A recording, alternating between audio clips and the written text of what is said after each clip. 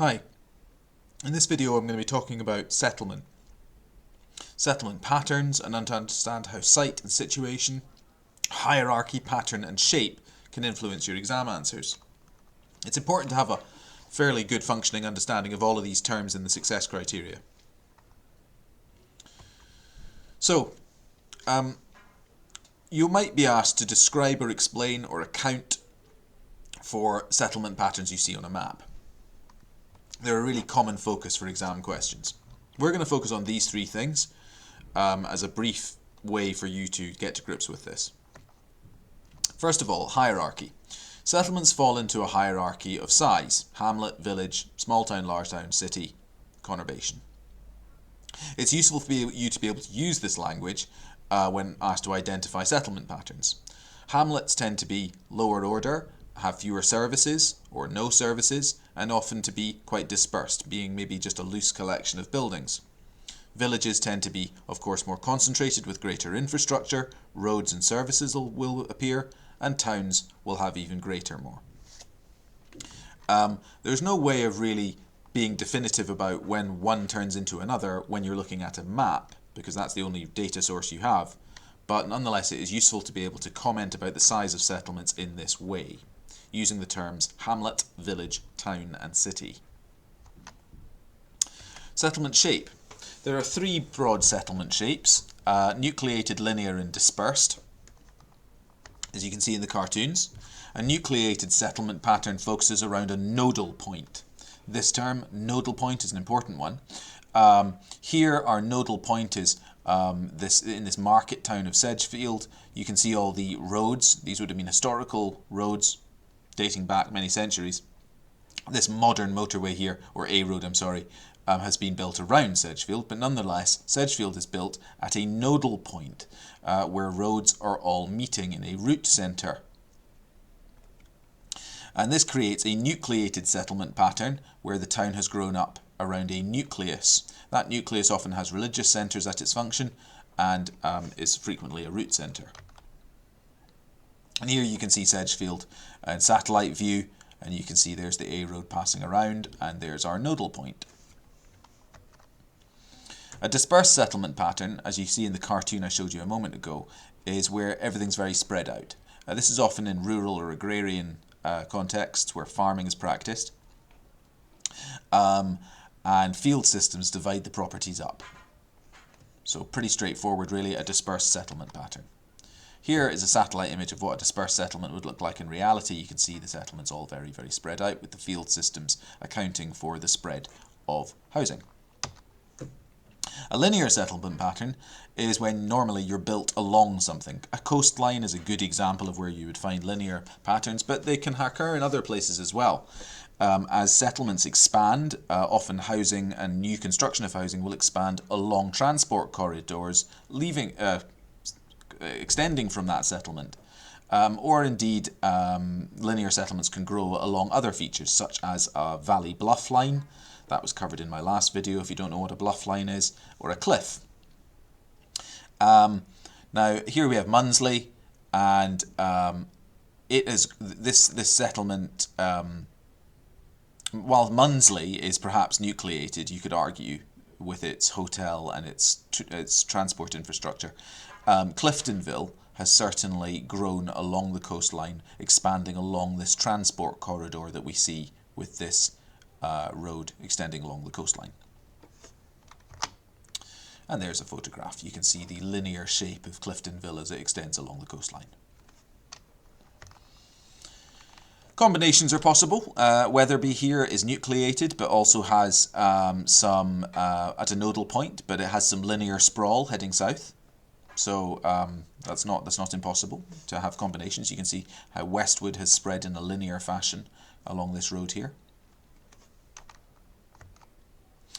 Now that brings us to function. Settlements can have multiple functions, but they always have a function. You can have multiple functions, but all settlements will have at least one function. The main types are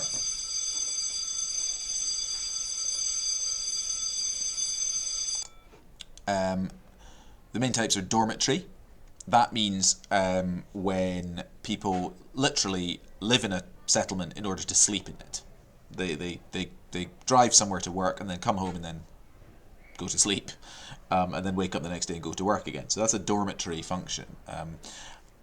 A dormitory function is very similar to a commuter function. In fact, those terms are largely interchangeable. It's just you might prefer to use one or the other or see one or the other in different contexts. But a commuter town is basically one in which people live in order to drive to work or travel to work by some other means in another settlement.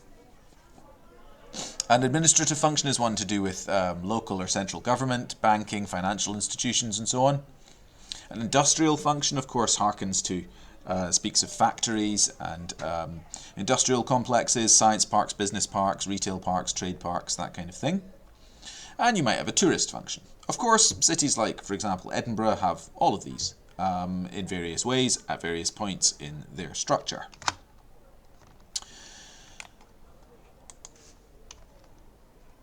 So here, for example, we can see visible map evidence as tourism as being the main function of Munsley. Museum, we've got the hotel, we've got various named features, a holiday centre. This is a nucleated settlement, which has good examples and good evidence of a dormitory commuter function. What with very evident commuter routes, what with the railway being easily accessible, what with a high density of suburban housing, and those communication links all connect to nearby cities. You can even see the older street pattern in the centre is kind of balanced by the modern street patterns, which indicate how the settlement has expanded. The settlement expanding along this transport corridor here in a linear fashion. This is all modern housing up here, but judged by street, I'm judging that by its street pattern. You can see an eastern expansion here and indeed a southern expansion down here. So the city has clearly grown in modern times, and that's normally a sign, if it's all housing that's growing up, that it's a commuter settlement. In here in Grimsby, there's loads of evidence of an industrial function. Look at all these gridiron streets showing compact units of workers' housing. We've got good railway connections, docks, harbours, all of the industrial infrastructure you'd need. We've even got some existing works and factories up here. There's plenty of evidence that this area had an industrial past. Potential gap sites and brownfield sites where old factories have perhaps been destroyed, and large structures like you see here, though potentially part of the station. These large structures are likely to also serve an industrial function. Large structures all over the map. So, obviously an industrial function. That leads us to site and situation. The site, the pre-urban nucleus where the settlement was first started, literally where the first bricks and mortar were set down. There are possible site points. Is the site you're building on dry? Is it a bridge point? I.e., is it a point where you're able to cross a river? Is it a defensive meander in a river? Is it a defensive hill? Now, nowadays you might think these aren't so relevant things, but historically, as we should think here, because all British towns and cities, or nearly all British towns and cities, are built were originally sited a very long time ago, these 4 points would have been hugely significant. Is the point dry, i.e., it's not waterlogged, because that's expensive, time-consuming and difficult to drain, and also would have had a health impact in the past. Is it a bridge point, because people would have found it very difficult to cross and navigate across rivers? And of course defence would have been important. People would locate themselves inside the meanders of rivers and on hilltops. Have you got strategic overlook? Can you see your enemies approaching? Is it a nodal point? Is it a market point? Will people travel towards that point through natural routeways in the landscape? Are you in a natural harbour? And then you've got the situation. Situation refers to the wider geographical context. And this covers a lot of ground, so I'll be brief. But the wider surrounding area includes such things such as, have you got quarries in the area for stone? Have you got woodland in the area for resources? Is there an access to fresh water? Have you got access to local industry? Is the land in the surrounding landscape farmable? Is there coastal access to trade abroad?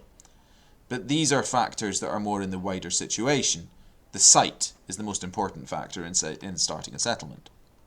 Here's a site and situation question. Pause the video and read it for yourself. I'm not going to. We're discussing the physical factors which may have influenced the site of Rye. Well, Rye, as you can see here, is at the confluence of 3 rivers, and this gives it an excellent defensive site, as it's literally got a moat all the way around it. Also, Rye is actually slightly elevated, so it would have, if you look at the contour values, which I appreciate on this screen it's difficult to do, but if you did look at the contour values, you'd see that Rye is slightly elevated over its surrounding landscape, so they'd be able to see baddies coming.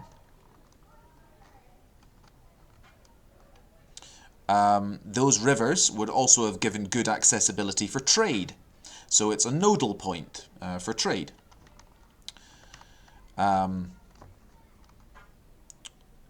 It nearby has the river, which connects to a harbour at a sub-settlement called Rye, and given that the sea is approximately 3 kilometres away, that suggests that Rye used this as a good navigable route to the ocean. So the fact that there is a local harbour which connects to Rye gives them market access to countries abroad.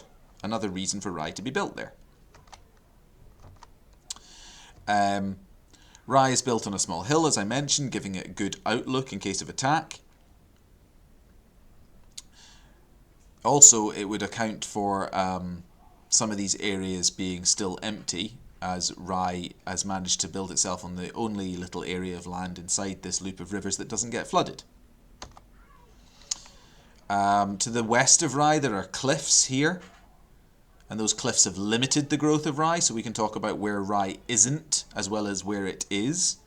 But Rye has been able to expand to the northwest, where there is more open land. Down here, where there are marshes, Rye has never been able to expand there, because that is a wet point, not a dry point.